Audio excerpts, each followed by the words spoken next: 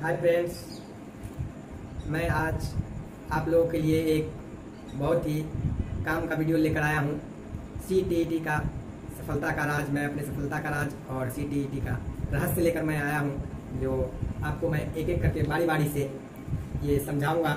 ये क्वेश्चन और OMR sheet के साथ जो आपको परीक्षा देने से लेकर और आपको पास कराने तक में 100% मददगार साबित होगी। 1 घंटा यदि आप डेली दे रहे हैं तो निश्चित रूप से आप CTET परीक्षा पास कर जाएंगे।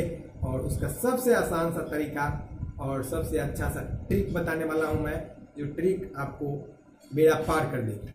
आजकल बहुत से स्टूडेंट्स का ये प्रॉब्लम है कि बहुत पढ़ते हैं, बहुत मेहनत कर रहे हैं, लेकिन फिर भी पास नहीं कर पा रहे हैं। हमारे कई ऐसे साथी थे जो 8-8 बार एग्जाम दिए हैं, लेकिन फिर भी निकल नहीं पा रहा था। पर एक बार हमने उनको सजेशन दिया और वो सजेशन बहुत ही कामयाब रहा और उनको भी निकल गया और मुझे भी निकल गया परीक्षा। इसलिए सबने बोला कि नहीं, आप एक वीडियो बनाइए और इस ट्रिक को आप लोगों को सामने रखिए। इसलिए देखिए, कभी कभी दोस्त क्या होता है कि जब हमें जाना है पटना की ओर और हम गाड़ी पकड़ लेते हैं दिल्ली वाली, तो पता चलता है कि हम चलते रह गए, 20 घंटा पुर गया, लेकिन हम पटना नहीं पहुंच पाए।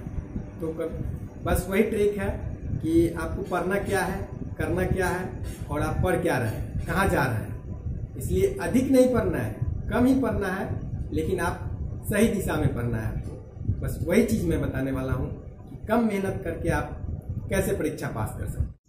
तो चलिए दोस्तों, शुरू करते हैं और एक एक करके बारी बारी से मैं स्टेप बाय स्टेप आपको परीक्षा देने का पूरा तरीका और ट्रिक निश्चित रूप से बताऊंगा, जो आपको 100% इस परीक्षा में सफलता दिलाएगी। इसलिए मैं ये क्वेश्चन भी रखा हूं और मैं OMR शीट भी और ये सिलेबस भी है। परीक्षा हॉल में पेपर मिले तो सबसे पहले OMR शीट को अच्छी तरह से भरना है, ये ध्यान रहना चाहिए। इसमें कोई गड़बड़ी नहीं होनी चाहिए, क्योंकि आपके पूरे जो मेहनत का फल है वो इसी पर डिपेंड करता है। इसलिए सबसे पहले आप यहाँ अपना रोल नंबर भरेंगे और रोल नंबर के बाद उत्तर पुस्तिका ये हुआ और प्रश्न पुस्तिका का नंबर यानी कि बुकलेट संख्या इसमें भरना है।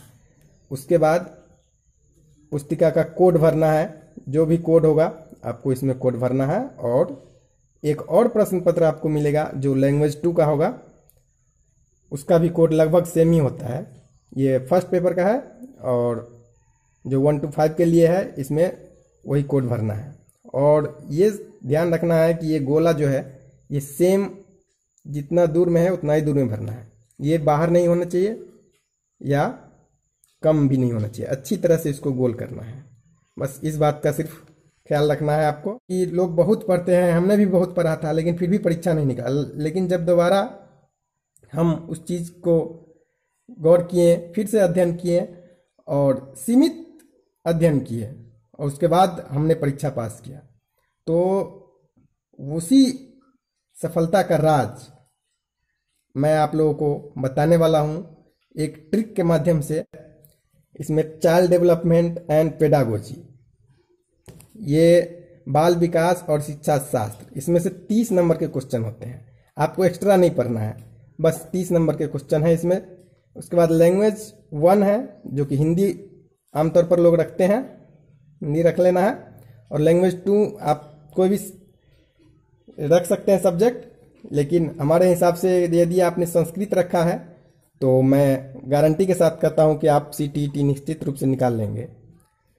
और उसके बाद इसमें मैथमेटिक्स है, इन्वायरमेंटल स्टडी है, ये आपको अनिवार्य है।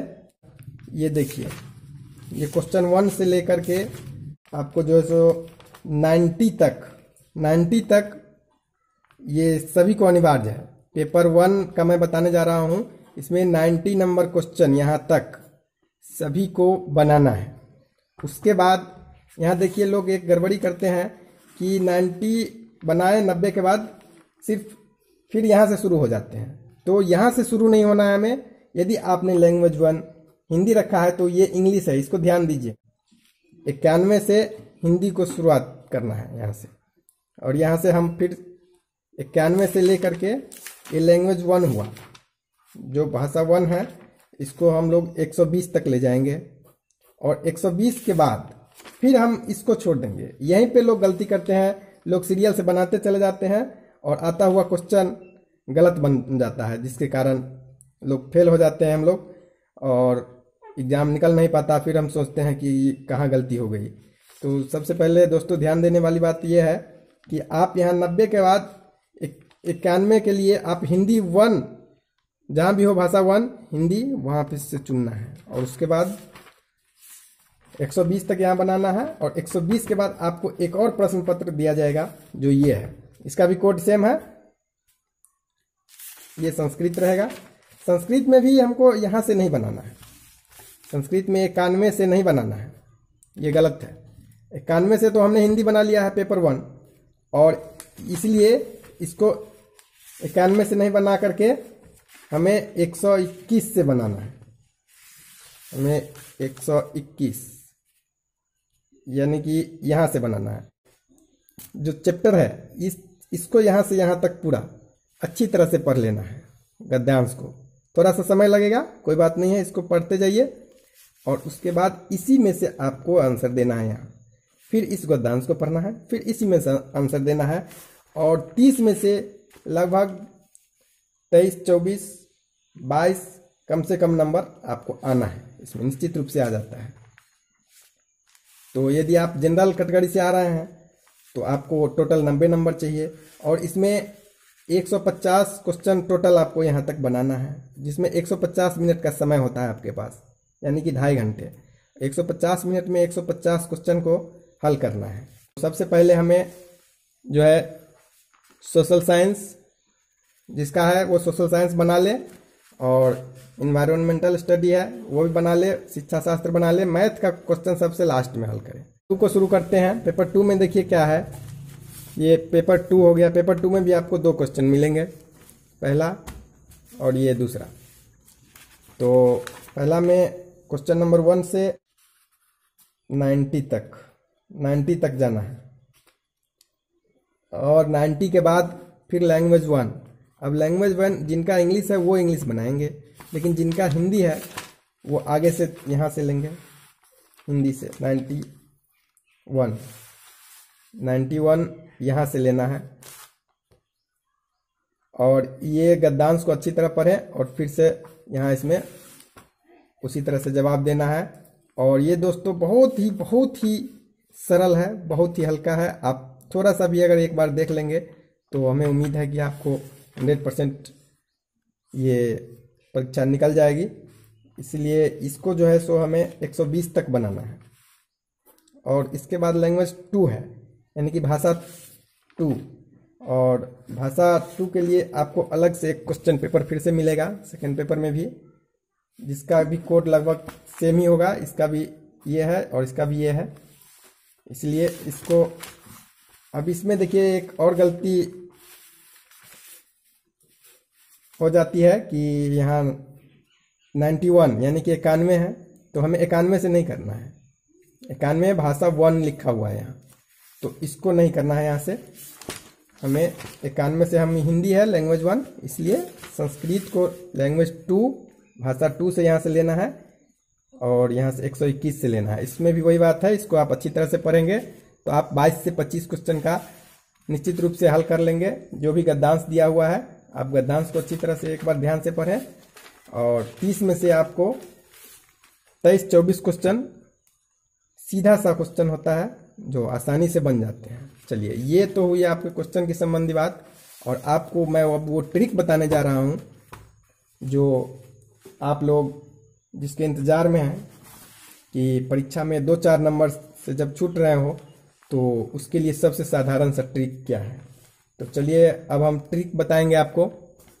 ट्रिक के लिए हमने OMR शीट का इस्तेमाल किया है और ये देखिए OMR शीट में ये एक ट्रिक है, CTET का सीक्रेट ट्रिक है जो कि लोग को आमतौर पे बताया नहीं जाता है, लेकिन जो इसमें बार बार जो एग्ज़ाम दे रहे हैं, 2-3 बार दिए हैं, उन्हें निश्चित रूप से ये अनुभव हो जाता है, ये पता चल जाता है। चलिए आप लोगों को भी मैं वही बात बताने जा रहा हूँ कि इसमें जो आंसर होता है, तो आंसर का अगर ऊपर वाले आंसर 1 नंबर क्वेश्चन का आंसर अगर बी है, यानी कि सेकेंड आंसर है, तो ये निश्चित रूप से 2 नंबर क्वेश्चन का भी वही होता है।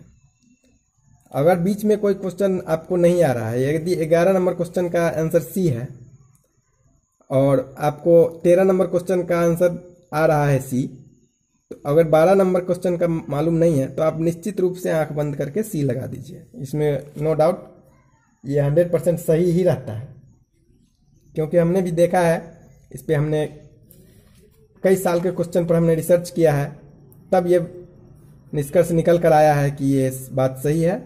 और CTET में बस इसी फंडे का इस्तेमाल होता है। यदि आप इतना समझ गए तो निश्चित रूप से आपको ये परीक्षा इस बार निकल जाएगी। ये कब लगाना है, पहले आपको जो क्वेश्चन आ रहा है उसको अच्छी तरह बना लीजिए, और उसके बाद जो बच गया, यदि आपने ऊपर से बना लिया है कोई क्वेश्चन और नीचे भी बना लिया है, बीच में 1-2 क्वेश्चन ऐसा है जो आपकी समझ से बाहर है या नहीं आ रहा है या कन्फ्यूज़न है, तो आप निश्चित रूप से वही क्वेश्चन, वही आंसर लगाइए जो आपने ऊपर और नीचे लगाया है, और उसके बीच में भी वही आंसर होगा। तो चलिए दोस्तों, अब आप कैसा लगा वीडियो, नीचे लाइक कमेंट ज़रूर करें, और अच्छा लगा हो तो चैनल को सब्सक्राइब ज़रूर करें। धन्यवाद। जय हिंद, जय भारत।